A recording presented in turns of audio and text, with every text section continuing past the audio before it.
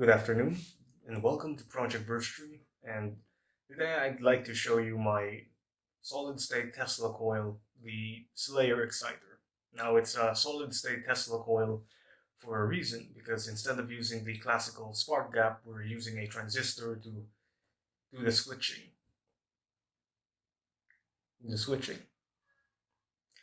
And so it functions same as the Tesla coil, but this one it's a miniaturized version, as I'll demonstrate now. The yes, it lights up. It's the two.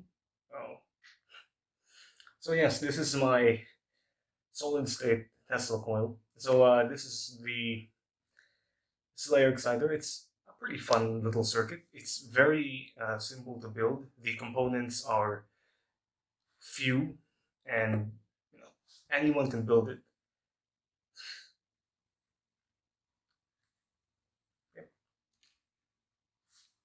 So this Slayer exciter, it's made of a few components, fortunately, and I made this specific thing exactly way back in 2017. Way back in 2017, I was first introduced to electronics by a circuit called the Joule Thief circuit. I was so amazed at how a dead battery can light up an LED by using the circuit, with this ferrite core and everything, transistor. Wow, you know, I can make 1 volt into 1.5 volts, barely lighting up a red LED. It was, looking back at it now, it was such a simple and crude circuit. You know, I, I've, you know, I've moved on to build bigger and better things, but this build in particular, this Slayer exciter, something I built upon after learning of the Joule Thief, because this circuit is kind of an evolved version of the Joule Thief circuit. The same principles kind of passes on to this circuit. In the Joule Thief circuit, it was all about amplification, the turning on and off using transistor. It was a very kind of a great introduction to oscillation and transistors, its amplification and switching, and it helped me to build this. Again, this is still a simple circuit, as you can see in in the diagram. It's just a transistor, the coils, both the primary and secondary, a resistor, a diode. I would suggest using an LED diode instead of just an ordinary diode, because the LED diode also acts as an indicator that your circuit is working. As you can see, I'll demonstrate it again. The LEDs light up, as compared to just using a regular diode that doesn't light up, and it's an indication that it works. It's a nice indicator. And so yes, this is my circuit. It's pretty fun. Now back in 2017, when I first built this, it could just barely light up. All it can do is yes, this light bulbs. You know, but in many videos, perhaps you've already seen, it can do lightning. However, this is a very crude circuit. It can do lightning. Uh, it can do a very small amount of lightning.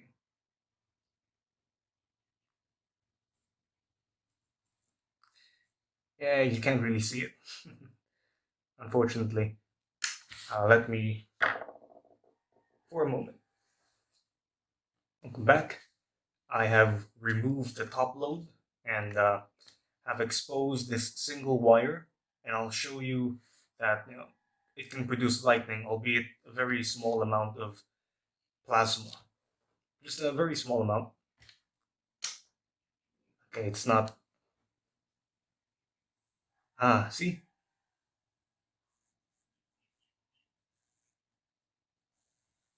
Ah, I'll show you much closer. So this is the one. I removed the top load. I'm going to turn on the power supply. Here that is. I'll show you a little bit of lightning. Hope you can see this.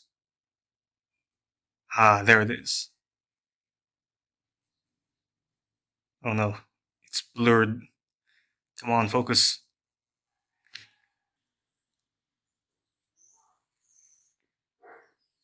There it is. It's just a small amount of lightning, unfortunately. Yeah, it's not the most powerful thing in the world.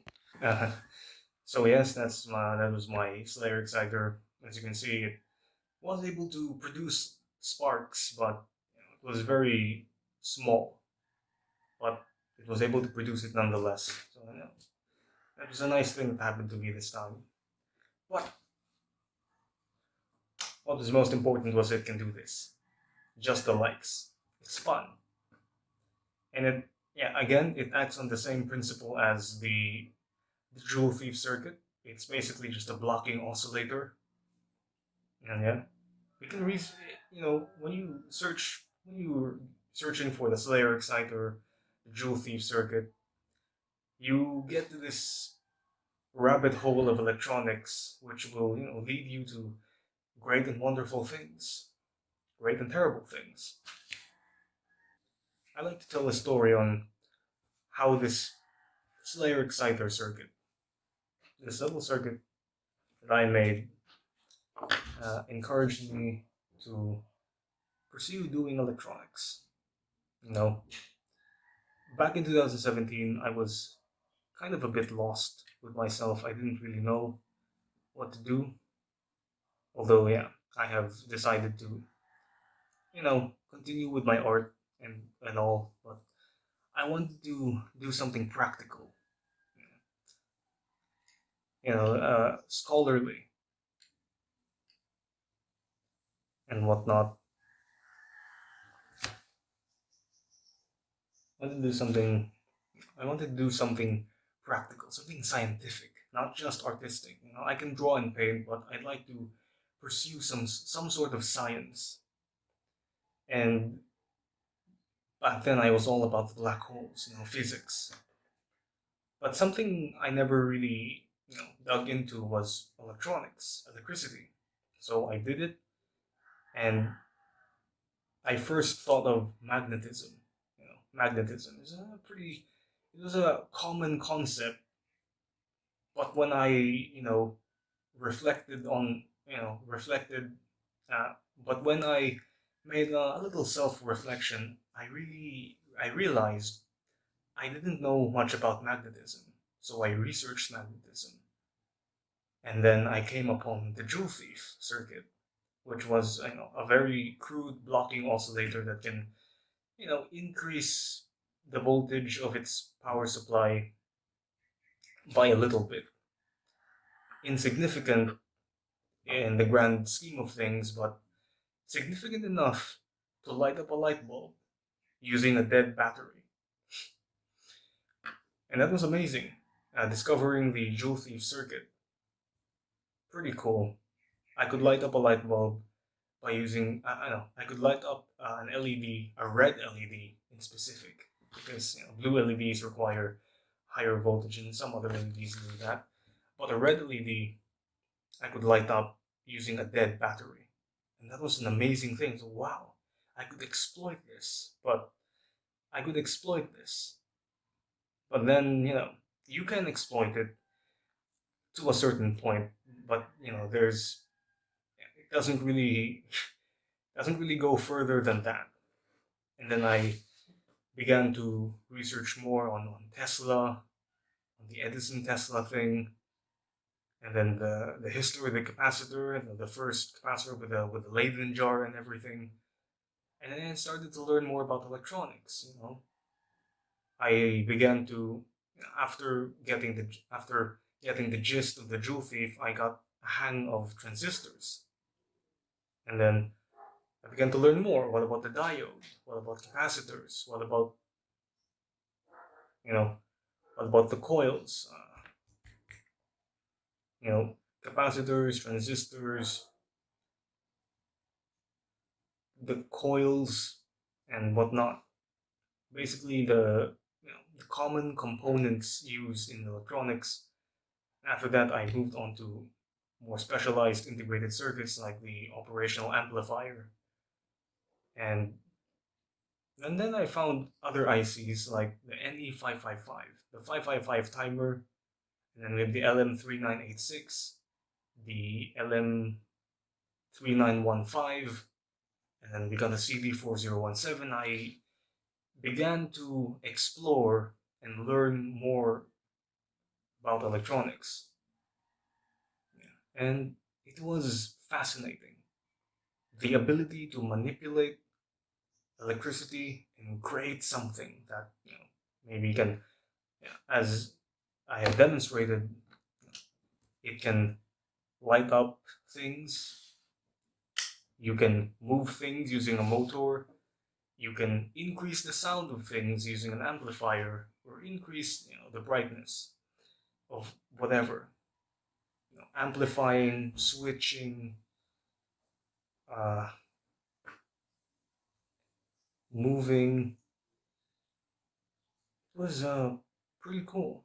I even went to the point where I began to study the history of computers, because I re- you know I learned that computers today are, digital, of course. Back then there were analog computers using op amps, but they were using digital computers using which use transistors. Lots and lots of transistors. The RAM is just a bunch of transistors. The CPU again is also just a bunch of transistors. Everything is just transistors switching on and off. And that was cool.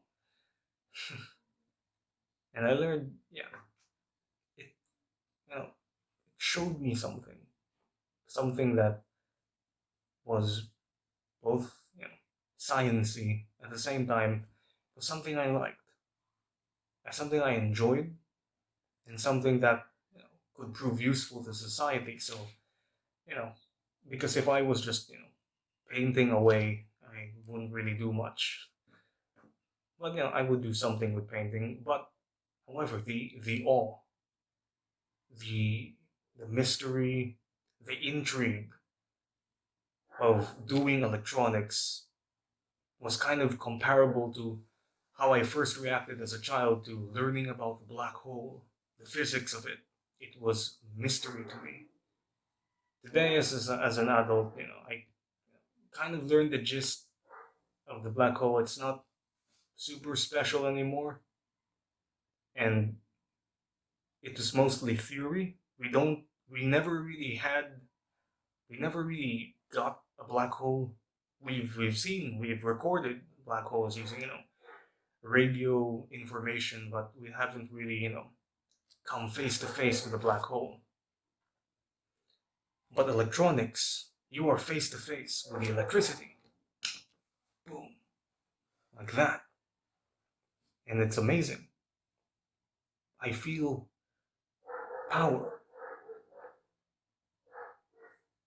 some sense of mysticism, you know. It's just amazing. The power. The power. Okay. So yeah, that's kind of my thing with electronics. It's just amazing. The things you can do with it, and the things that it provides, and its rich history, which is also interesting and intriguing. It's fun, it's useful, it's great. It's inspiring at the same time. And yeah. So that's it for my little Slayer Exciter I built in 2017.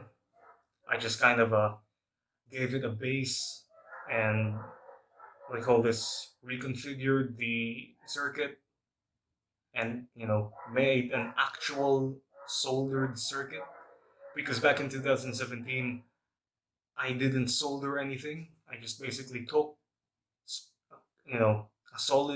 a thin, solid copper wire, and wrap it around the legs of the transistor connected to the leg of a resistor.